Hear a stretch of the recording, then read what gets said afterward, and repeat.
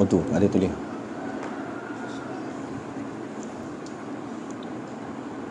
Bismillahirrahmanirrahim. Assalamualaikum warahmatullahi wabarakatuh. Waalaikumsalam warahmatullahi wabarakatuh. Syukur kita kepada Allah SWT kerana hari ini kita teruskan kita punya daurah pada sesi hari ini. Jadi sebelum kita buka dulu dengan umul kitab Al-Fatihah. A'udzu billahi minasyaitonir rajim. Bismillahirrahmanirrahim. Alhamdulillahirabbil alamin arrahmanir rahim maliki yaumiddin iyyaka na'budu wa iyyaka nasta'in ihdinas siratal mustaqim siratal ladzina an'amta 'alaihim ghairil maghdubi 'alaihim waladdallin. Ucapkan kepada Ustaz Syukri kerana masih sudi lagi bersama kami dan juga kepada semua yang hadir pada hari ini. Saya sakit, minta maaf.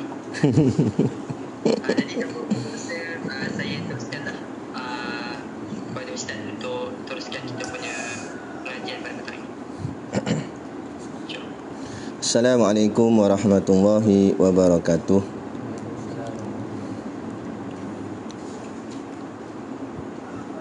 Ila hadrati Sayyidina wa Habibina wa Syafi'ina Muhammadin sallallahu alaihi wasallam wa ila arwahi abaihi wa ikhwanihi minal anbiya'i wal mursalin salawatullahi wa salamuhu alaihi wa alaihim ajma'in wa ala ali kulli wa sahabati wal qarabati wa tabi'in wa tabi'in tabi'in bi ihsanin ila yaumiddin wa ila arwahi walidina wa muallimina wa zawil huquqi alaina ajma'in.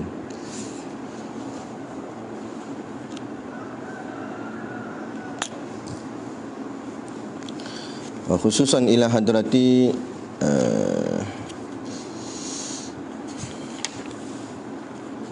Al-Imam Al-Muhaqqiq Al-Habrul Humam Syahabuddin Ahmad Ibn Al-Imad Ibn Yusuf Al-Masri Al-Afasi wa Datuk Syekh Haji Zakaria bin Haji Ahmad wa Besar Syekh Ulillahi lahumul Fatihah.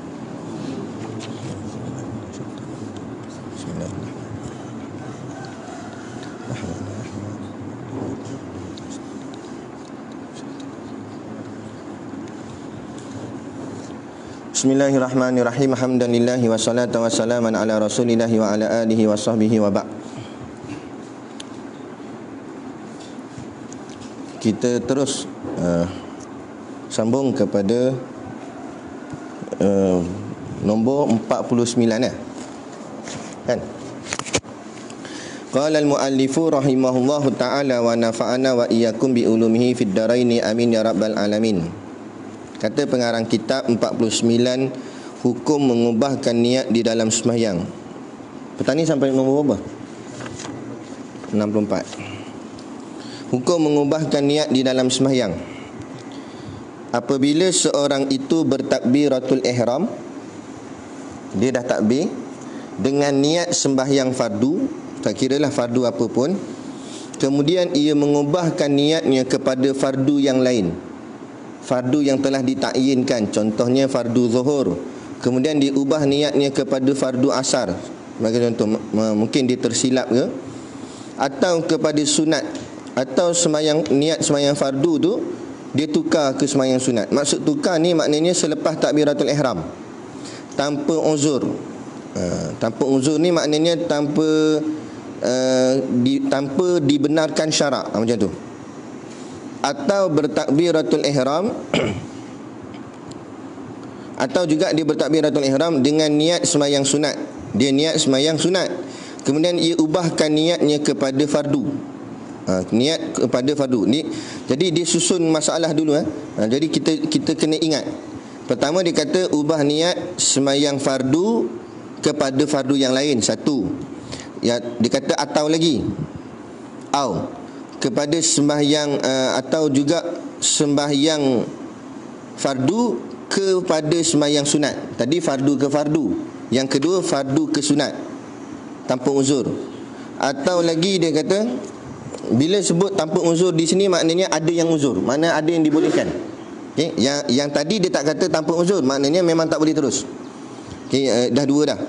Yang ketiga dia kata ataupun juga sembahyang sunat kepada sembahyang fardu. Okey, jadi yang pertama ingat balik fardu ke fardu, yang kedua fardu ke sunat, yang ketiga sunat ke fardu, kan? Atau sunat yang lain, maka atau juga sunat ke sunat. Jadi ada 4 lah. Fardu ke fardu, fardu ke sunat, sunat ke fardu, sunat ke sunat. Sunat tak sunat? Tak ada, tu tak ada. 4. Pening lagi kan? 4 dia. Maka sembahyangnya tidak sah dan batal. 4 tadi ni semua, sembahyang itu pertama tidak sah dan batal. Tak sah batal lah. Tidak sah dan batal. Bila batal tu? Bila dia tukar niat. Masa dia belum tukar niat tak batal lagi.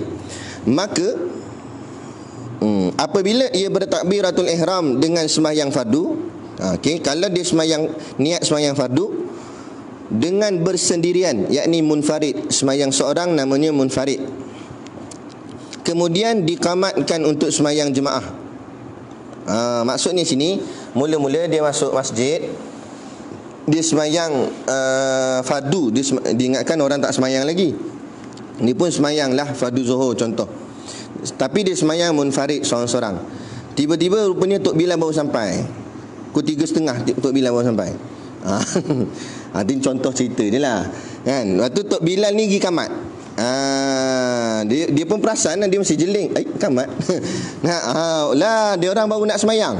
Mungkin ada sebab ke semayang terlambat sikit ke untuk semayang jemaah. Maka rugilah dia kalau dia semayang seorang, sebab dapat 1 darjat saja.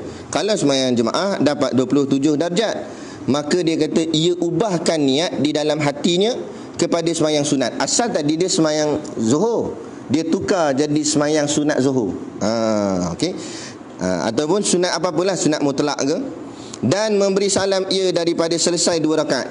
Lepas tu dia pun bagi salam selepas 2 rakaat. Nescaya harus hukumnya. Yang tu boleh.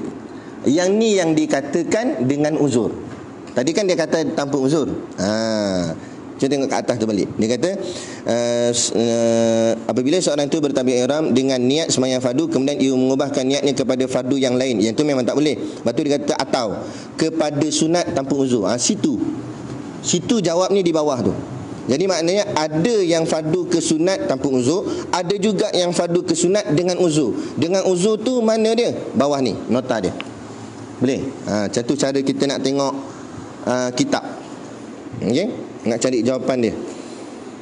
Jadi dia kata kemudian diubah niat dalam hatinya kepada sembahyang sunat dan memberi salam dia daripada selesai 2 rakaat. Nescaya harus hukumnya dibolehkan. Dibolehkan di sini maknanya dengan uzur.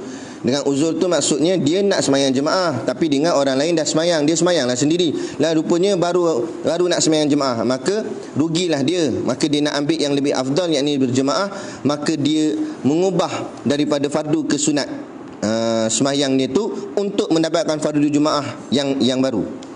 Seperti mana dinaskan di atasnya oleh Imam Syafi'i rahimahullah ta'ala. Maka atas kes ini sahaja yang dibenarkan tukar niat, yang ini tukar niat dengan uzur. Lain daripada itu langsung tak boleh.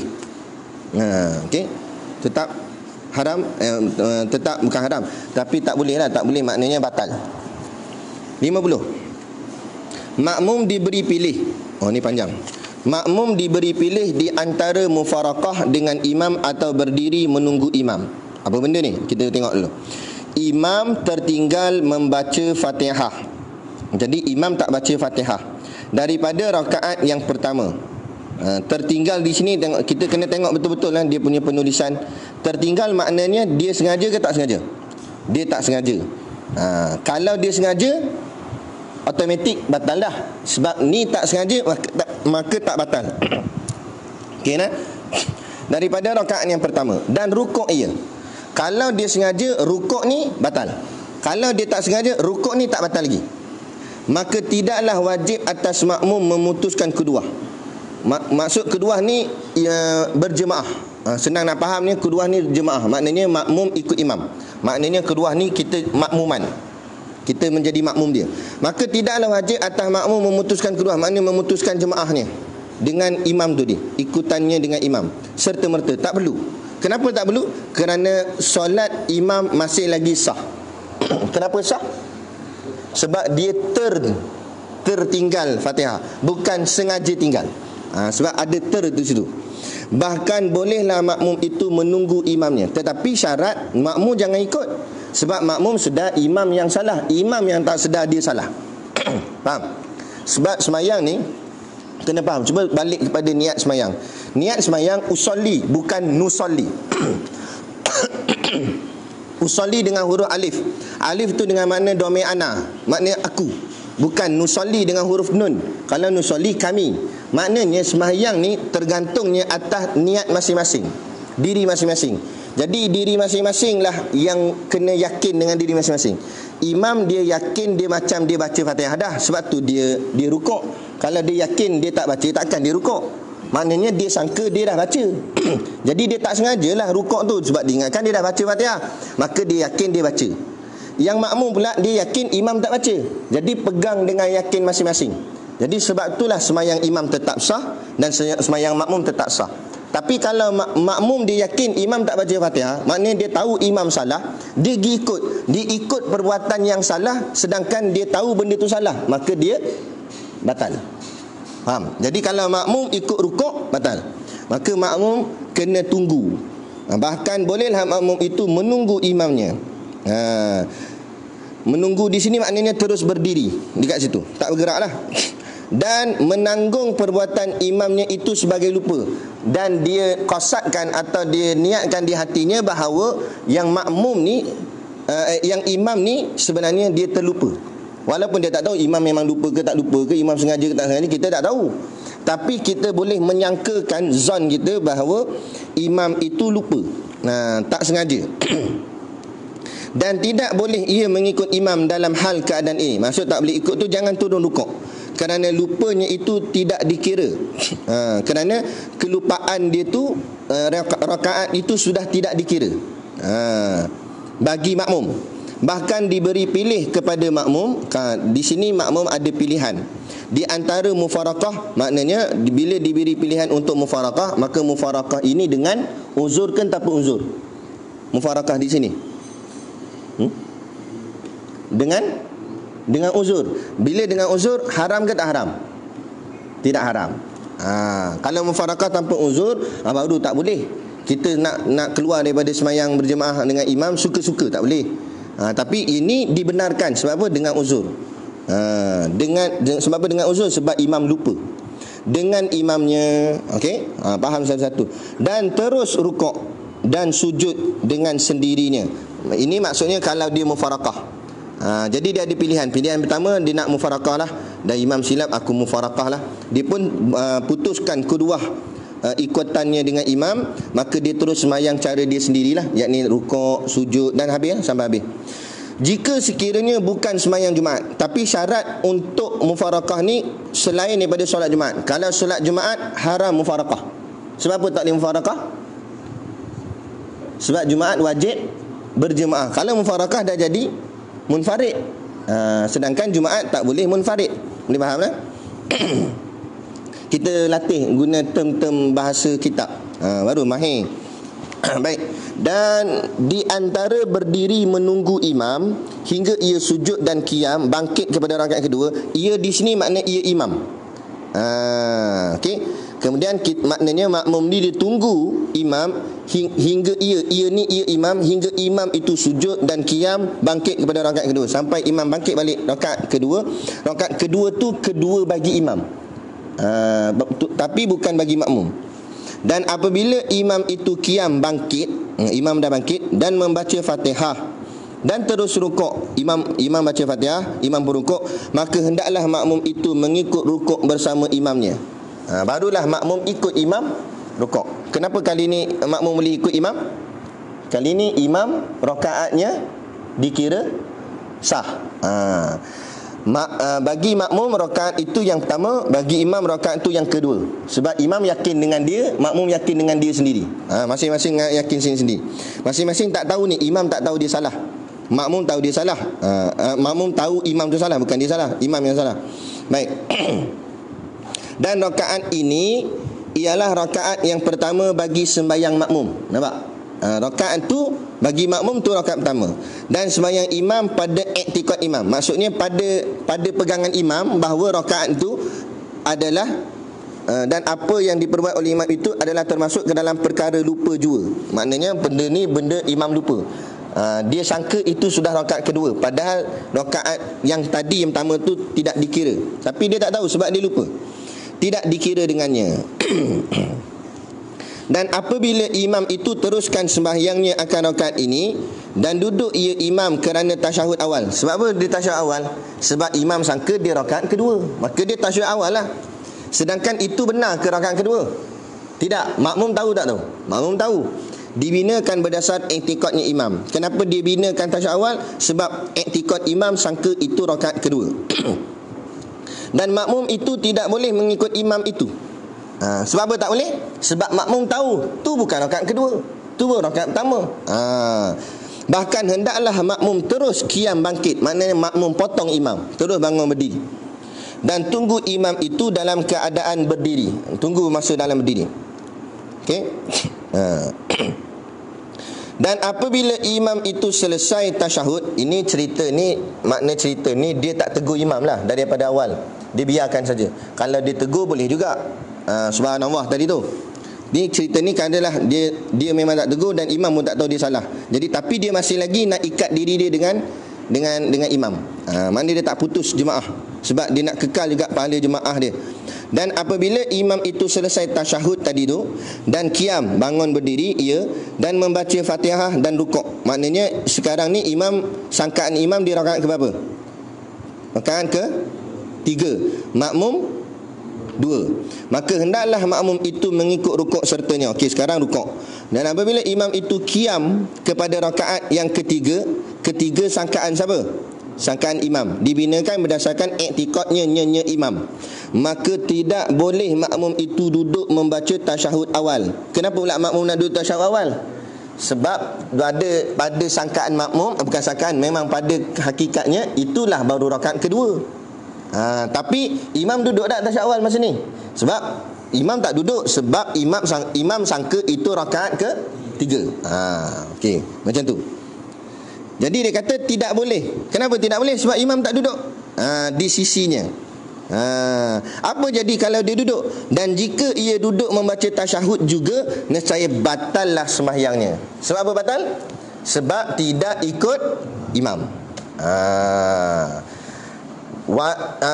Tasyahud awal tu hukumnya sunat, mengikut imam tu hukumnya wajib. Maka ni yang dikatakan mana yang lebih utama. Lebih utama wajib. Mana ikut imam itu lebih wajib, sehingga boleh meninggalkan hatta sekalipun sunat abad. Boleh faham? Sama juga macam semayang subuh, imam tak baca kunut, makmum jangan gatai tangan pergi baca kunut. Kalau makmum baca kunut, batal semayang. Makmum wajib turun bila imam turun sujud. Makmum pun turun sujud.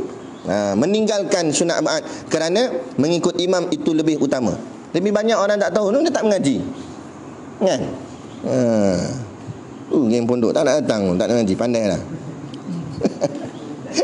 Saking buat silap apa tahu. Ngajilah. Baik.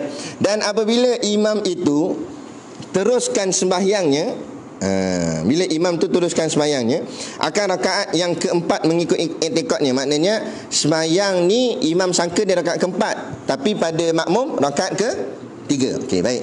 Dia kena jelas betul-betul ni. Cerita dia panjang. Dan duduk ia kerana membaca tasyahud akhir. Imam syok sendiri je sampai tahiyat akhir dah. Maka makmum itu tidak boleh mengikutinya pada tasyahud akhir. Sebab apa tak boleh ikut? Sebab itu bukan tempat tasyahud akhir. Jadi ikut tak, batal sembahyang. Habis nak macam mana? Bahkan hendaklah ia terus qiyam bangkit dan tunggu imam itu dalam keadaan berdiri jika ia kehendaki. Dia bangun terus berdiri. Kenapa dia tambah perkataan jika ia kehendaki? Kerana ada dua pilihan pula dah. Dan boleh juga jika ia kehendaki mufarakah sahaja. Jadi dia ada pilihan. Bila Tok Imam tahiyat akhir, masa tu dipasang aku mufarakah sampai sini lah. Sebab yang lain aku dah ikut dah, sampai sini aku mufarakah. Contoh sahaja dengan imam itu dan terus menyempurnakan sembahyangnya. Maksud terus sembahyangnya bila dia dah niat mufarakah, maknanya dia dah bebas.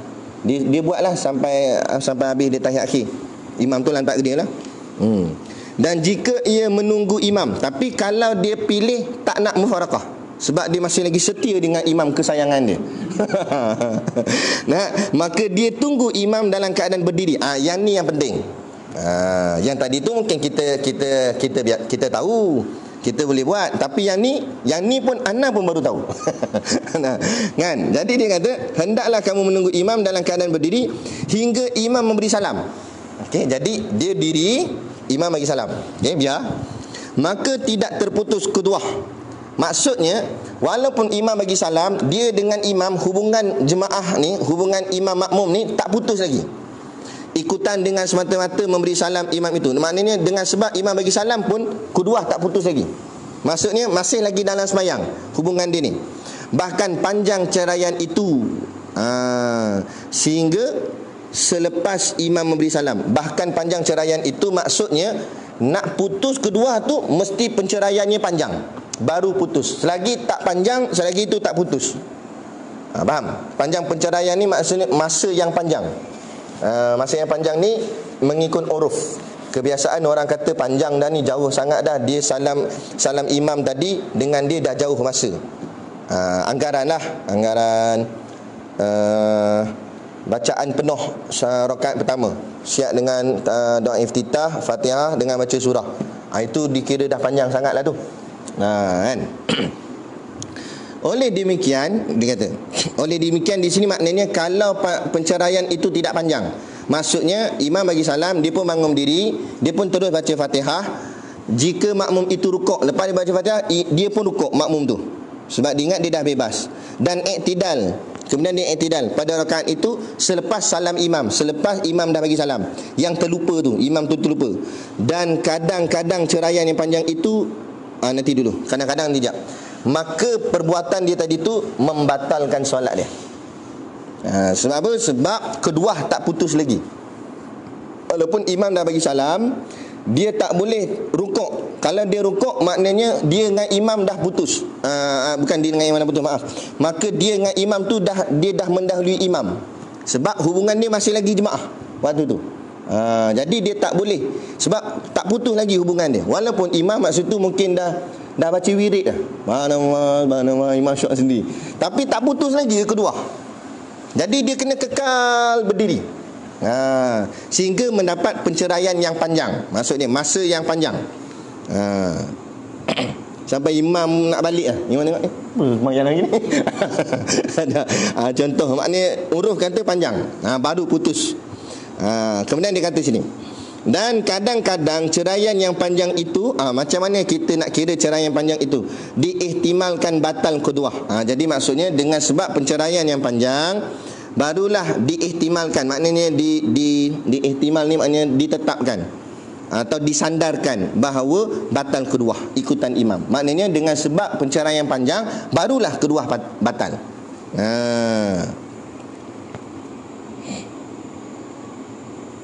Jika ia makmum tidak niat mufarakah, tapi dengan syarat, dengan niat dia tak niat mufarakah. Kalau mufarakah memang dia dah putus dengan imam, itu tak ada masalah. Kerana kedua, dia kata ini alasan dia, kerana kedua tidak putus ia dengan salam imam. Sebab dalil dia, dengan sebab imam salam, kedua tak putus. Jadi maknanya kamu masih lagi bersangkut paut dengan imam. Jadi tak bolehlah kamu ikut suka-suka hati, melainkan kamu dah putus dengan imam baru boleh buat sekati. Maksud dia macam tu. Sebab apa tak putus?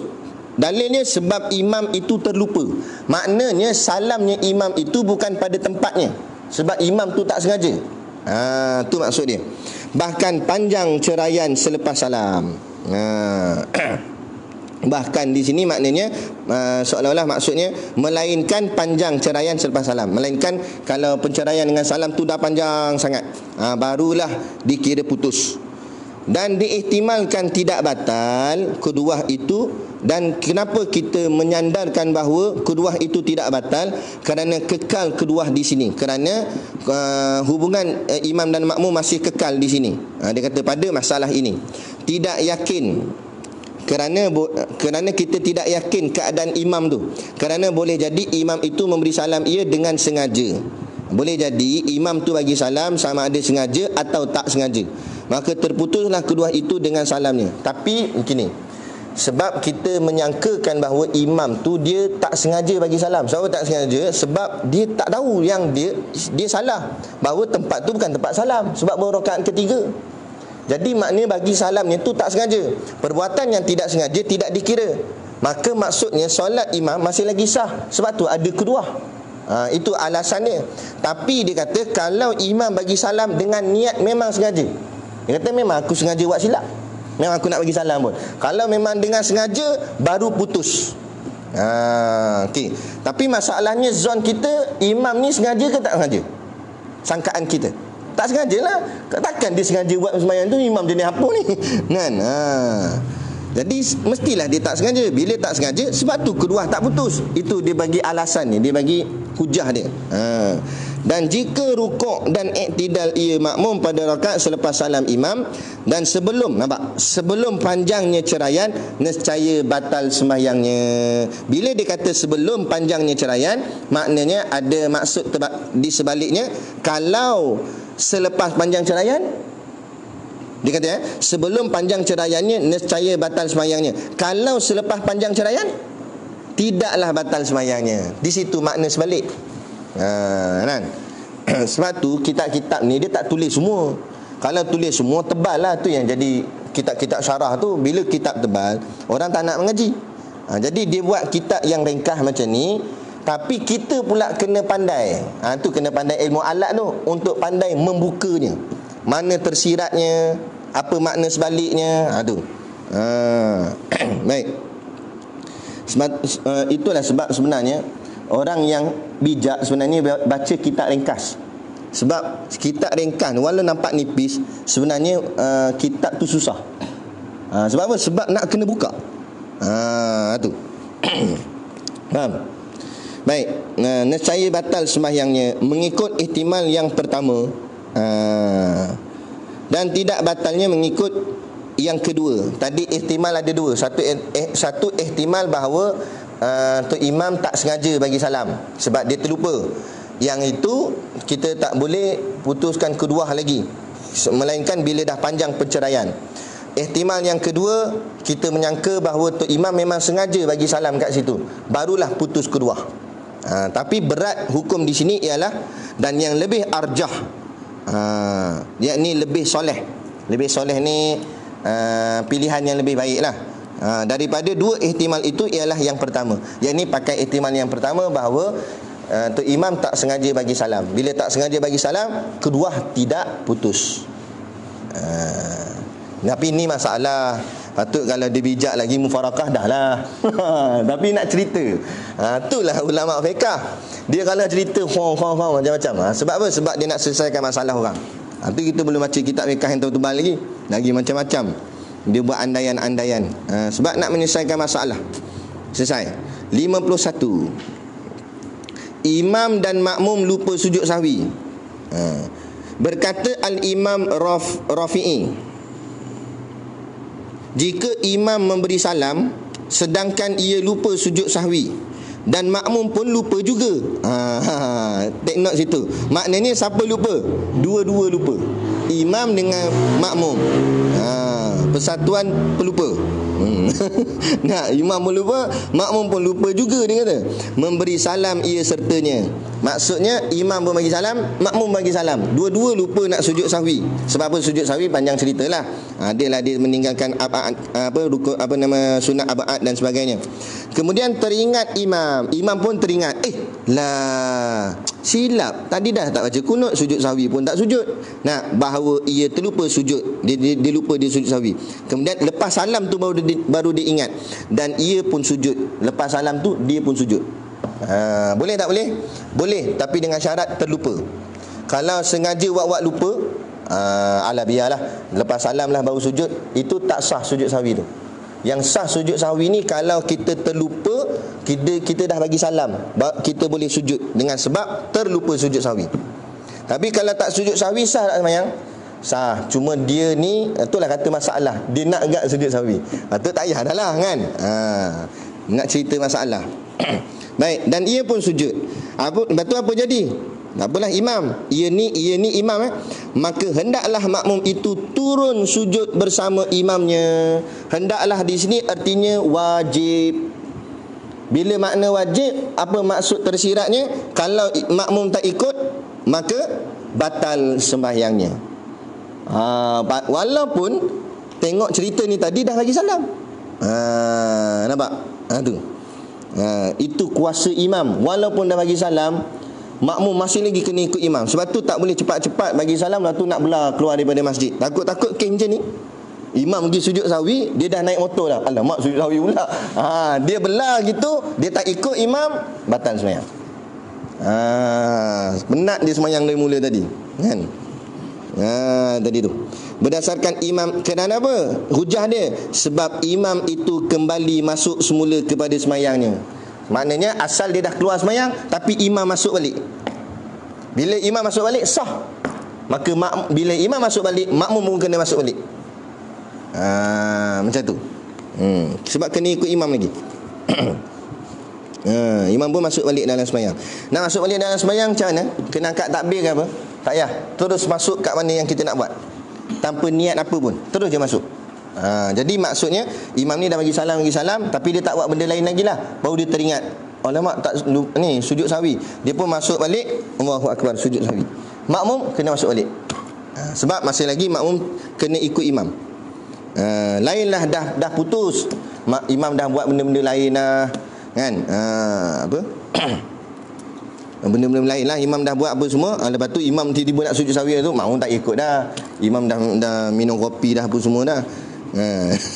Tak jadi dah tu. Ini dengan tiba-tiba lepas salamnya, tiba imam sujud, makmum kena masuk balik sembahyang juga, mengikut imamnya. Dan berkata Imam Ar-Rafi'i lagi, dan jika makmum itu mengikut memberi salam. Okey, ini kes kedua.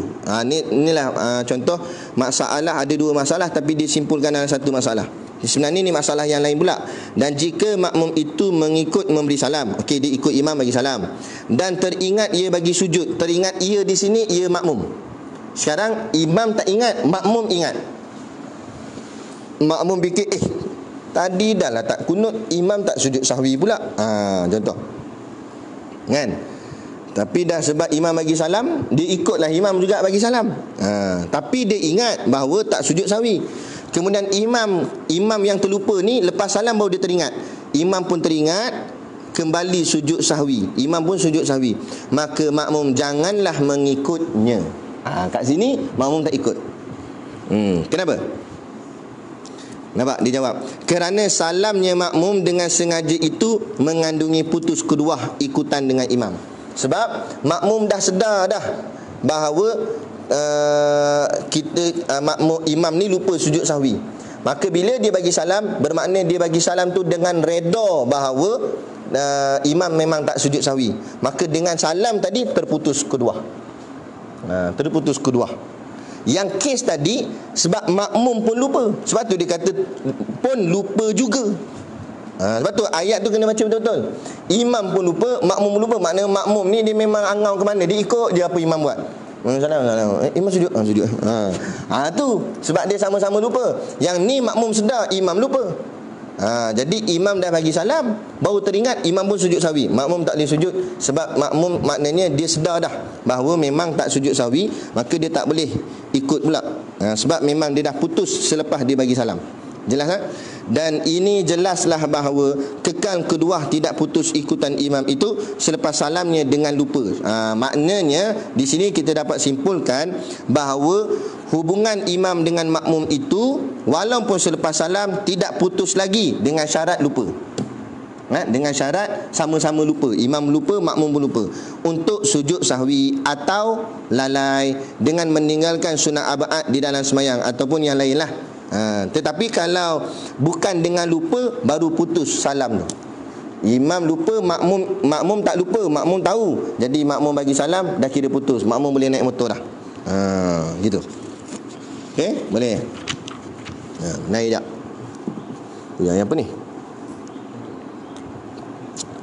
Okey. Tak ada payung. 52. takbiratul ihram yang pertama masuk dalam semayang, dan yang kedua keluar daripadanya, dan yang ketiga masuk semula. Ini pun anda pun baru tahu. Oh, banyak ni penting kitab ni.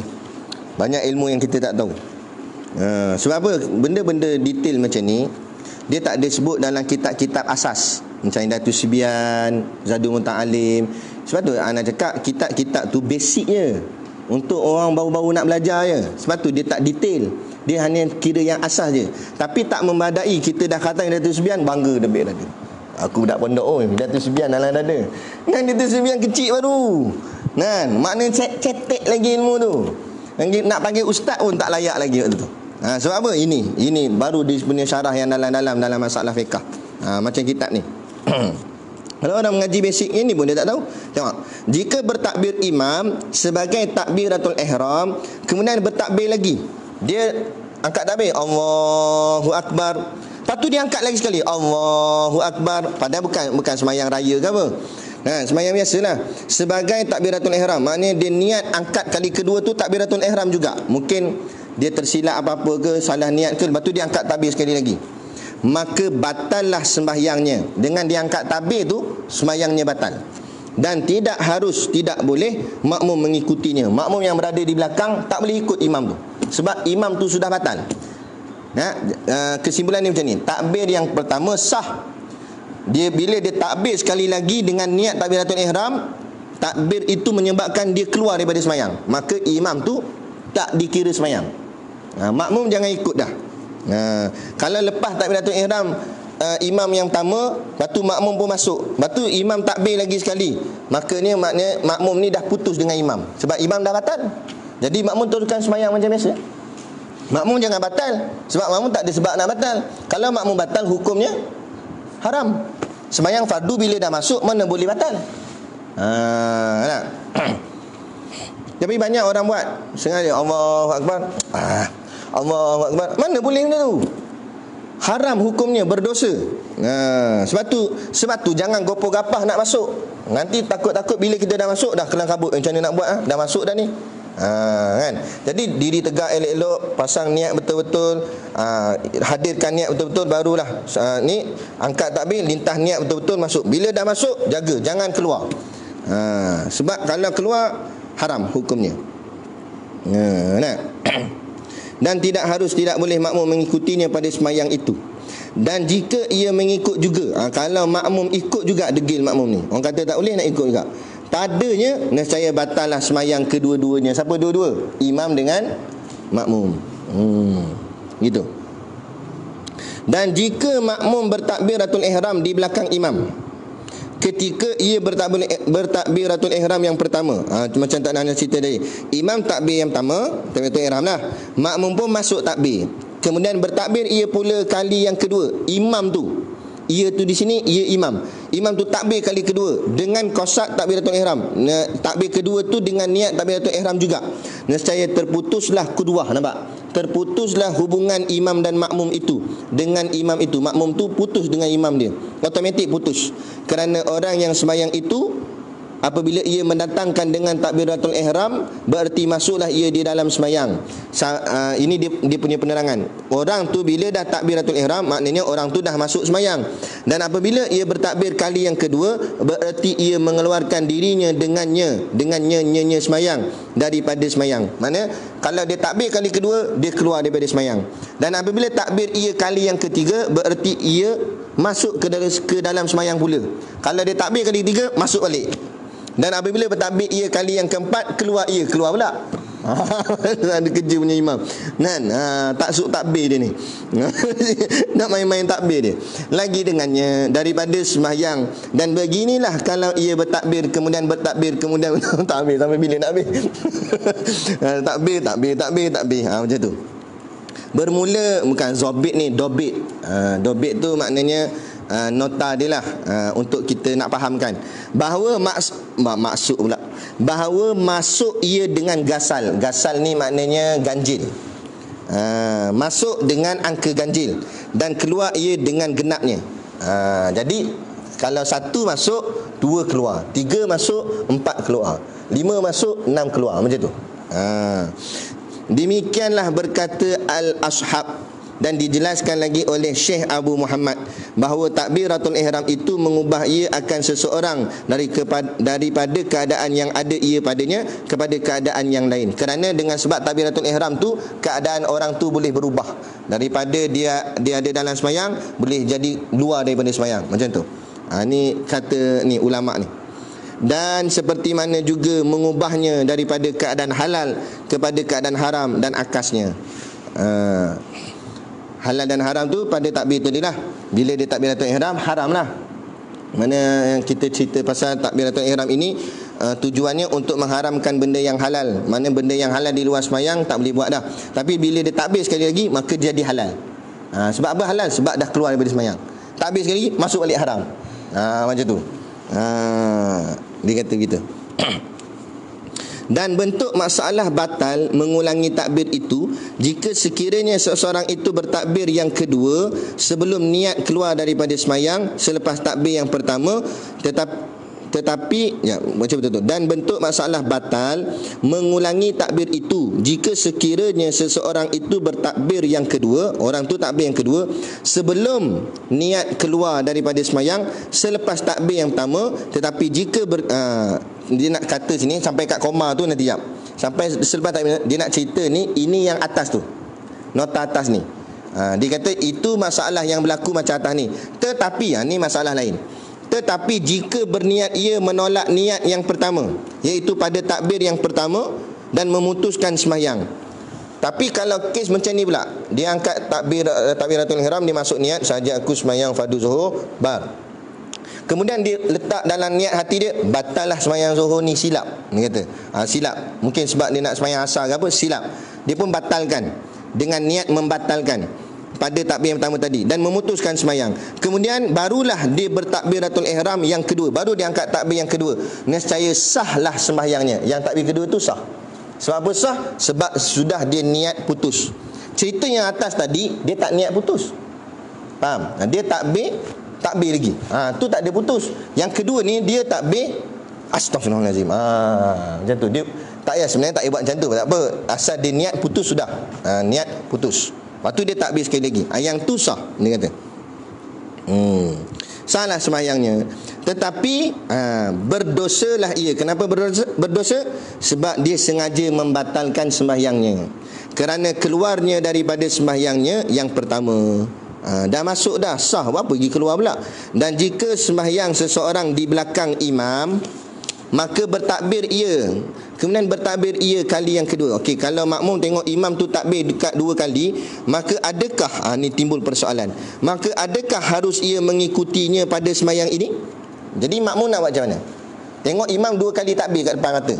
Makmum nak ikut tak nak ikut? Dan adakah harus berimam dengannya jika ditanggung ia telah memutuskan niat dan berniat ia keluar daripada sembahyang? Adakah makmum tu boleh ikut imam tu kalau makmum tu menyangka imam sudah membatalkan niat yang pertama, kemudian takbir yang kedua? Kalau yang macam tu kan sah kan? Jadi boleh ke tak boleh makmum tanggung macam tu? Makmum sangka macam tu yang pertama. Atau tidak harus berimam dengannya, ataupun kita tak payah imam dengan dia. Baik. Kerana asalnya tidak memutus ia niat yang pertama. Maksud asal di sini maknanya kebiasaan. Kerana selalunya kebiasaan orang tak niat batalkan pun. Orang selalunya bila dah takbir, lepas tu dia naik, dia angkat lagi takbir. Selalunya jadi macam tu. Ghalibnya macam tu. Kalau ghalibnya macam tu, maknanya tak boleh lah berimamkan orang tu.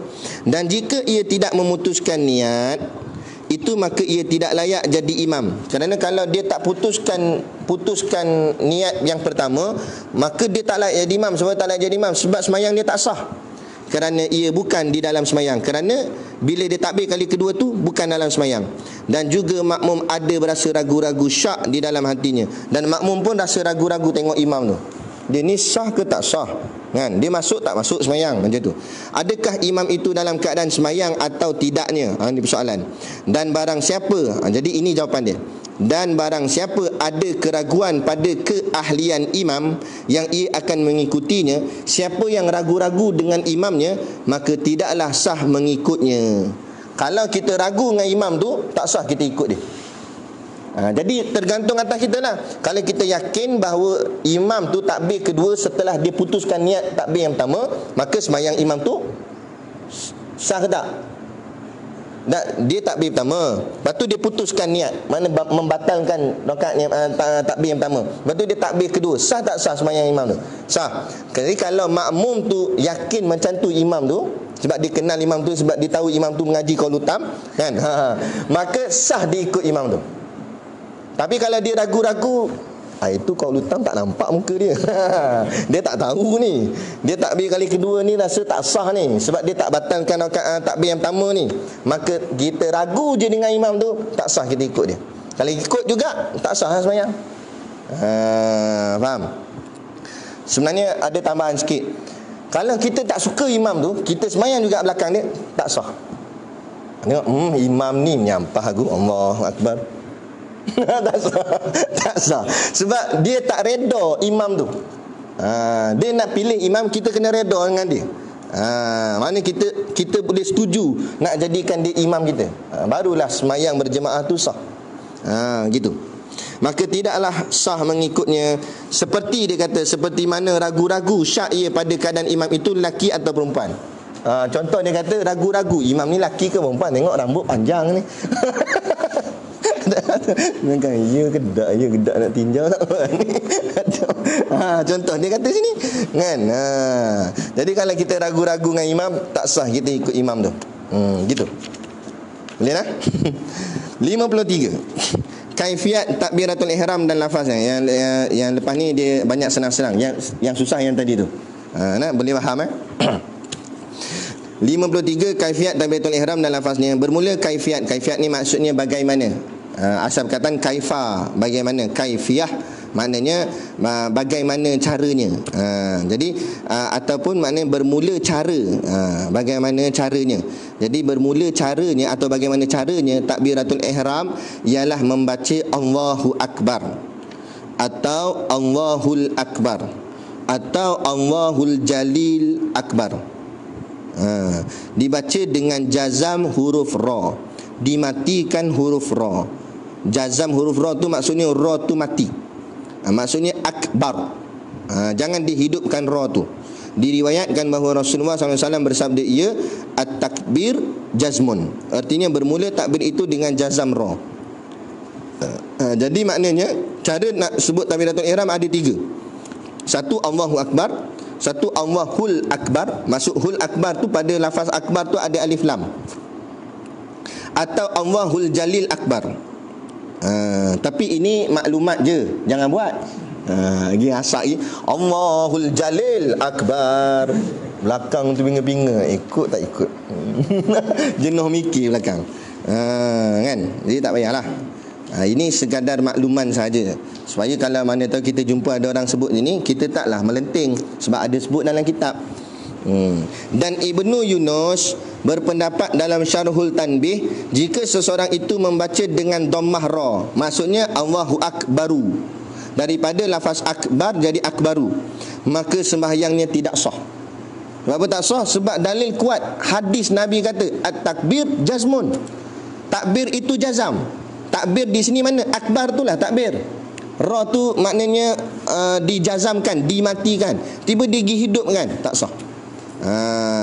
Kerana berdasarkan atasnya sabda Nabi SAW, sallu kama ra'aitumuni usalli. Kan Nabi dah kata, semayanglah kamu macam aku semayang. Nabi semayang Allahu Akbar, bukan Allahu Akbaru. Kenapa kamu buat Akbaru? Mana bercanggah dengan cara Nabi semayang. Dan baginda SAW tidak pernah membaca takbir melainkan dengan jazam ra. Berkata Imam Nawawi dalam Syarhul Muhazzab, tidak pernah didengar takbir itu melainkan dibaca dengan wakaf. Tak pernah dengar Nabi baca mesti wakaf, tak ada pun Nabi hidupkan.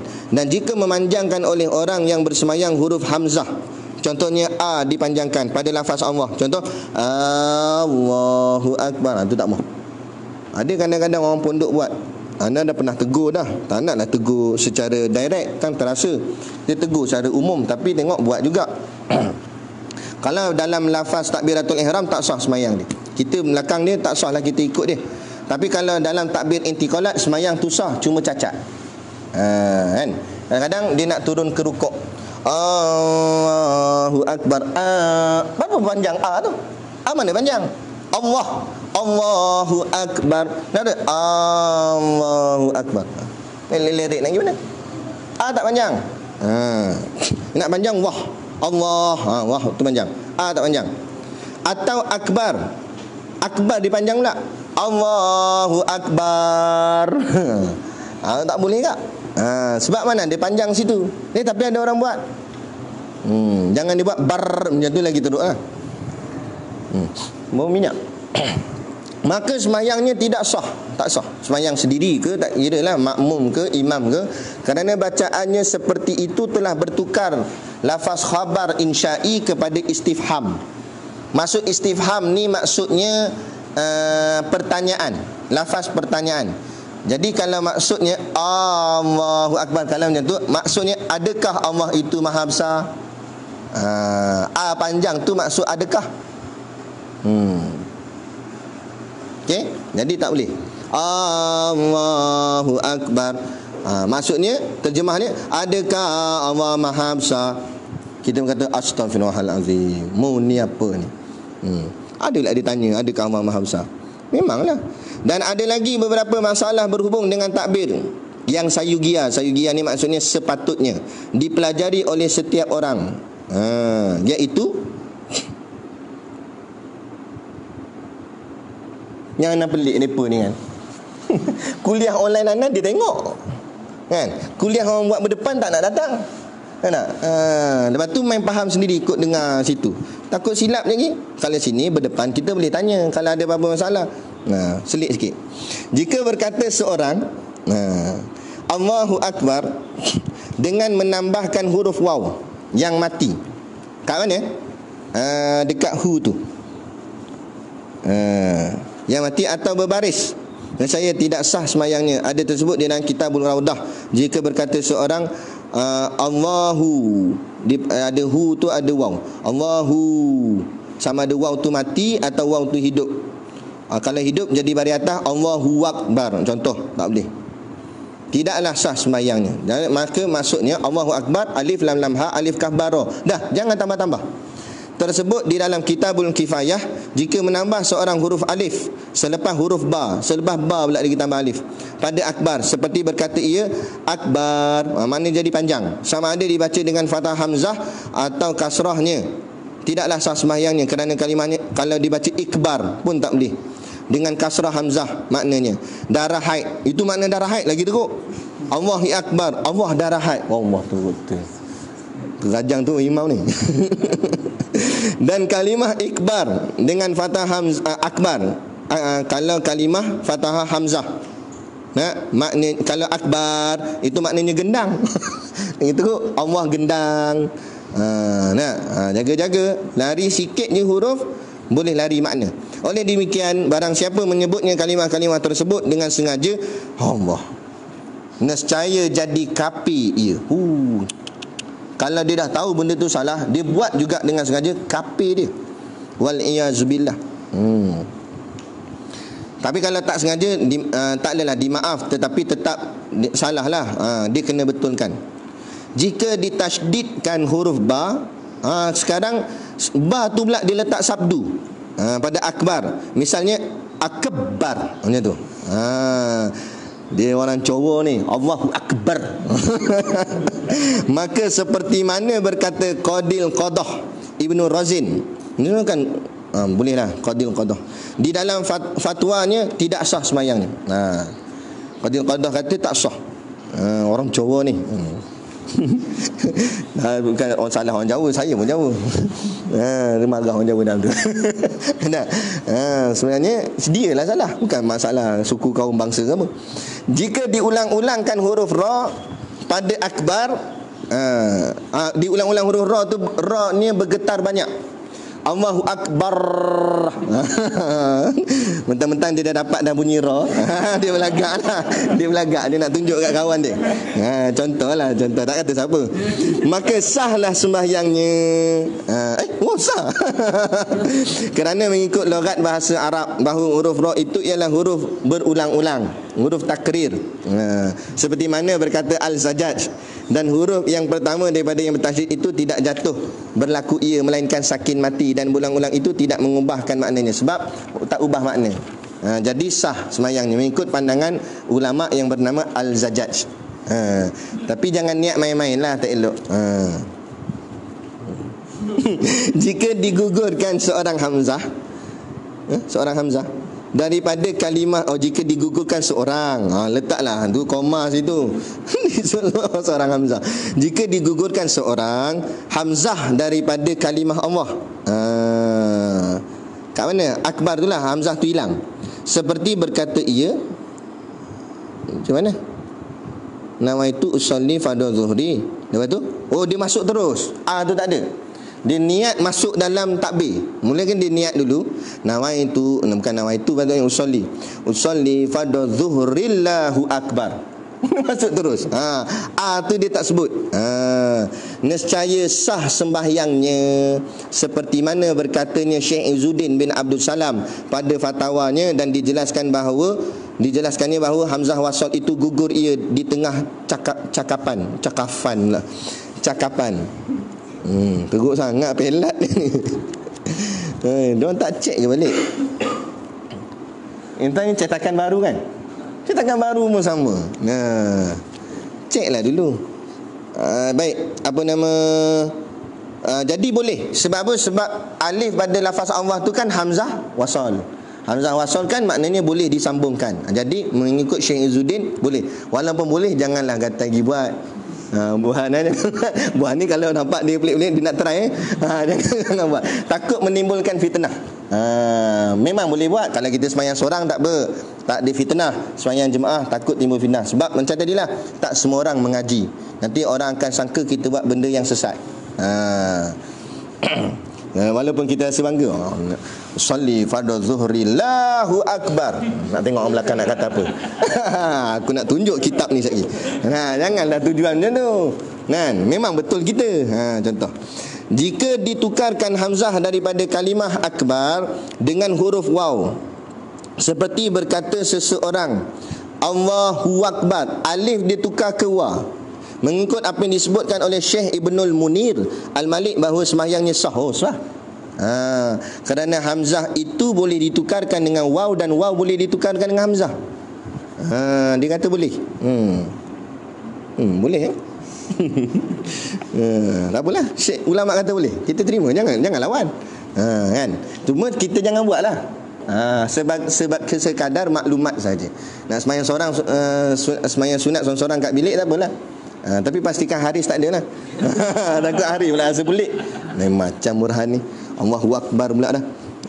Baik, 54. Imam bertakbiratul ihram dengan kaifiat yang salah. Ini kalau imam tu takbir, tapi takbirnya cara salah. Yang nak tahu betul salah, kita tengok masalah 53. Gitu. Jika imam mendatangkan dengan takbir yang salah yang membatalkan semayang, yakni tidak mengikut kaifiat yang betul, seperti mana di antaranya telah diterangkan pada masalah 53. Jadi kita nak tahu takbir orang tu betul ke salah, buka kitab kita, tengok nombor 53. Dia baca tu ada tak dalam senarai betul atau salah. Okey, kita rujuk situ je. Dan jika, maka tidaklah harus, tidak sah makmum berimam dengannya. Kalau dia buat yang cara yang salah, tak sah kita ikut dia. Dan jika seorang imam yang tidak dikenali halnya, ini keadaan lain sebenarnya, masalah yang lain. Dan jika seorang imam yang tidak dikenali, kita tak kenal dia, mungkin kita sembahyang tempat orang ke, masjid orang ke, kita tak kenal dia halnya, bertakbir dengan sir, dia takbir pelan, tak dengar suara, tanpa suara, maka ia tidak harus berimam dengannya. Kita makmum tak payah imam dia, tak payah sembahyang dengan dia, bersembahyang dengan kaum para makmum. Tidak harus berimam dengannya. Dan berkata Al-Imam Syafi'i rahmatullah, dan jika ia imam bersemayang dengan kaum para makmum tanpa ihram, tanpa ihram maknanya tanpa takbiratul ihram, maka tidak sah sembahyang mereka, sama ada dengan sengaja atau lupa. Yang ni memang teranglah, dia semayang tu tak masuk langsung takbiratul ihram. Alhamdulillahirabbil alamin. Itu memang kita memang tak ikut dah, sebab dia tak takbir. Yang pertama tadi dia takbir tapi tak bunyi. Dan syarat imam tu kita tak kenal. Kenapa dia sebut kenal tak kenal? Kalau kita kenal, memang kita tahu dia ni kawan kita, dia cuma mungkin masa tu mungkin mic tak kuat ke, ataupun mic dia jatuh ke, jadi kita husnuzon, kita sangka baik sebab kita kenal orang ni, dia memang ngaji dan dia tahu hukum. Jadi maknanya dia takbir, cuma kita yang mungkin tak dengar. Sebab tu dia kata kenal tak kenal. Tapi bila orang tu kita tak kenal, kita tak tahu dia ni orang mengaji ke tak mengaji ke, dia tahu hukum ke tak tahu hukum ke. Bila tak kenal, maka lebih baik untuk selamat kita tak berimam dengannya. Dikhawatiri takbirnya tak betul sebab kita tak dengar. Macam tu maksud dia. Kemudian berkata Imam Nawawi, dikehendaki dengan ihram itu, yakni takbiratul ihram itu, diulang sekali lagi. Dikehendaki dengan ihram itu takbiratul ihram kerana ia tidak tersembunyi pada ghalibnya. Menurut Imam Nawawi, takbiratul ihram tak boleh tersembunyi, maknanya tak boleh dibuat dengan sir. Sebab tak betul kalau takbir dengan perlahan bagi imam lah. Bersalahan jika takbir ia imam dan meninggalkan niat, maka sepatutnya sembahyang mereka di belakangnya sah. Ini maksudnya kalau imam takbir tapi imam tak masuk niat, jadi makmum belakang sembahyang macam mana? Sah. Sebab apa? Sebab makmum tak tahu. Niat masuk, niat tu duduk dalam hati, batin. Mana makmum tahu? Takkan makmum tak niat tadi kan? Mana makmum tahu? Kan? Makmum tak tahu. Jadi tak tahu dimaaf. Adapun takbir kena bunyilah sebab dia barang yang zahir. Kalau dia tak bunyi, memang kita tak boleh ikutlah sebab dia buat benda yang tak menzahirkan bendanya. Maka sepatutnya sembahyang mereka di belakangnya sah kerana niat itu perkara tersembunyi seperti hadas juga. Sama juga dengan hadas. Kan, imam tu berhadas kecil ke berhadas besar ke mana kita nak tahu. Jadi kita yang ikut belakang sah. Gitu. Imam 55. Imam membaca perlahan dalam sembahyang nyaring. Jika imam membaca Fatihah dengan sir perlahan tanpa suara pada sembahyang jahriyah, yakni sembahyang nyaring, maghrib, isyak, subuh, patutnya baca kuat tapi imam baca pelan Fatihahnya. Walhal ia seseorang yang tidak dikenali dan kita tak kenal dia siapa. Macam tadi juga, nescaya tidak sah sembahyang di belakangnya berimam dengannya. Tak boleh kita sembahyang belakangnya kerana pada zahirnya ia seorang yang tidak pandai membaca dengan baik, ummi. Kerana kita khawatir dia baca pelan tu sebab dia takut bacanya salah. Sebab tu dia baca pelan, takut nanti kita dengar salah, kita tegur dia. Jadi dia pun baca pelan-pelan. Kan ada kan, kita datang lambat, dia tu masbuk, kita pun sembahyang belakang ni, tapi ni sembahyang maghrib insya-Allah, patut dia kena baca kuat, tiba dia tak baca kuat. Jadi kita khawatir, dah lah kita tak kenal dia siapa, kenapa dia tak baca kuat, patutnya baca kuat. Itu menunjukkan orang ni orang jahil. Jadi jangan kita ikut dia sebab boleh jadi dia silap dalam bacaan dia. Maka kita mufarakah lah masa tu. Itu mufarakah dengan uzur. Itu dimaaf. Nah. Tapi kalau kita kenal tak apa. Cuma lah habis-habis tu tanyalah kenapa baca slow. Sebab kita kenal dia. Kerana kalau ia baik bacaannya, tentu sekali ia membaca dengan nyaring. Kalau betul bacaan dia elok, mesti dia baca kuat. Jadi dia baca pelan tu sebab nak sorok bacaannya yang tak betul tu. Atau mungkin dia tak erti baca Fatihah, tu dia senyap. Alamak, ada belakang pula sangat aku baca Fatihah, aku dah tak erti ni, baru sampai Alhamdulillah je aku erti. Contoh. Jadi kita ikut belakang ni macam mana? Jadi tak sah sebab kita tak yakin. Nak ceritanya, nak ikut imam, kita kena yakin dengan imam tu. Tak yakin dengan imam tu tak boleh ikut. Itu senang cerita, kesimpulan dia kan? Macam tu. Demikianlah dinaskan oleh Al-Imam Asy-Syafi'i rahimahullah. Tetapi jika ia berkata selepas selesai memberi salamnya, lepas salam dia pun imam tu bagi tahu, saya sengaja membacanya dengan sir perlahan, memang aku sengaja je, maka para makmum tidak wajib mengulangi sembahyangnya kerana sembahyang itu sah. Itu maksud tak wajib mengulangi itu, dobitkan dia kerana sembahyang itu sah.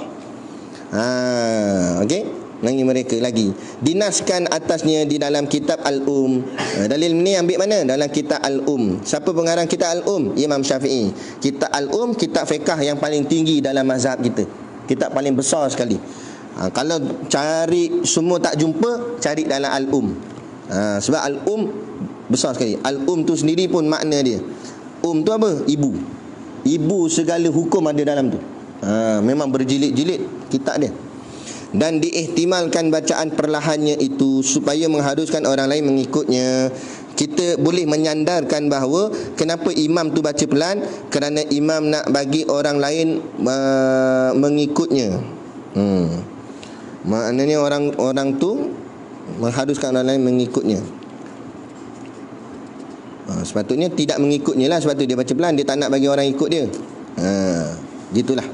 Tak apalah, yang pentingnya keutamaannya mestilah kita ikut imam yang kita yakin. Tak berapa yakin, takut kalau kita ragu-ragu je dengan imam walau sikit, tak sah kita ikut dia. Jadi jangan ragu. Nak ikut jangan ragu, ikut kena dengan yakin. 56. Takbir semayang jenazah, menempati rakaat-rakaat di dalam semayang. Takbir yakni 4 takbir tu di dalam semayang jenazah itu menempati rakaat-rakaat di dalam semayang juga. Maksud menempati, 4 takbir tu macam 4 rakaat bagi semayang yang biasa. Bererti setiap takbir semayang jenazah itu adalah sama dengan rakaat dalam semayang. Maknanya hukumnya rakaat dalam semayang biasa hukumnya apa? Wajib ke apa? Wajib. Jadi takbir dalam solat jenazah hukumnya wajib. Sebab dia sama macam rakaat.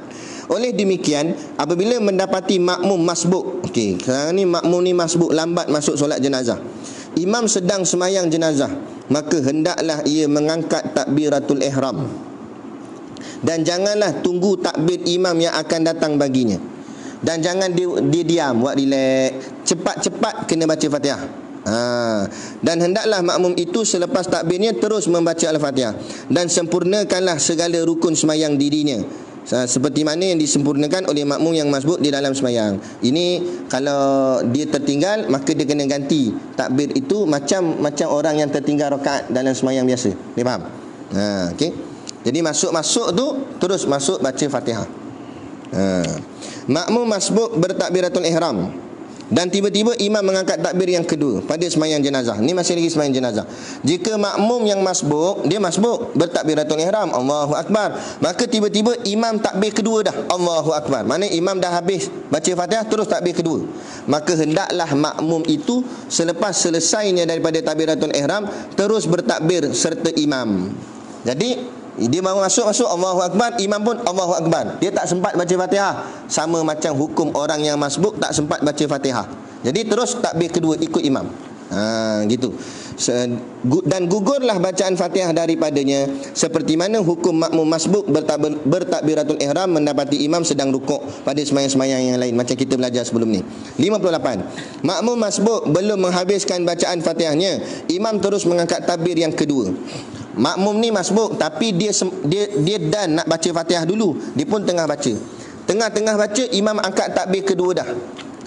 Jika makmum yang masbuk sedang membaca Fatihahnya dan belum menghabiskannya, imam terus mengangkat takbir yang kedua, maka bolehkah makmum itu memutuskan bacaan Fatihah dan terus mengikutnya, nyanyi imam, atau menghabiskan bacaan Fatihahnya? Maka hukumnya ada dua wajah, ada dua gambaran. Yang terlebih asah, di mana yang lebih sahih daripada keduanya ialah yang pertama, memutuskan Fatihahnya seperti makmum yang masbuk tidak dapat melainkan sebahagian daripada Fatihah. Jadi ada dua pendapat. Pendapat yang paling kuat kata putuskan saja Fatihahnya, maka maksudnya terus ikut imam takbir kedua walau Fatihahnya tak habis lagi. Tapi syarat orang ni orang masbuk, bukan muafiq. Okey? Maksudnya dia masuk lambat, dia bukan takbir bersama imam, dia pun masuk lambat, tapi dia dan lagilah, dia pun bismillahirrahmanirrahim, alhamdulillahirabbil alamin arrahmanirrahim maliki yaumiddin, imam Allahu Akbar, din pula maliki yaumiddin, Allahu Akbar. Contoh, dia terus masuk ke takbir yang kedua. Terus masuk takbir yang kedua. Dia kata ada dua wajah, mana wajah satu lagi? Macam mana nak cari dia? Makna tersirat. Jadi kalau wajah yang ini kata lebih baik dia putuskan Fatihah, wajah satu lagi habiskan Fatihah. Macam tu. Tapi pendapat ini lagi asah. Macam tu. Faham? Lepas tu dia tak tulis semua. Kita kena pandai sendirilah. 59. Makmum masbuk yang luput beberapa takbir.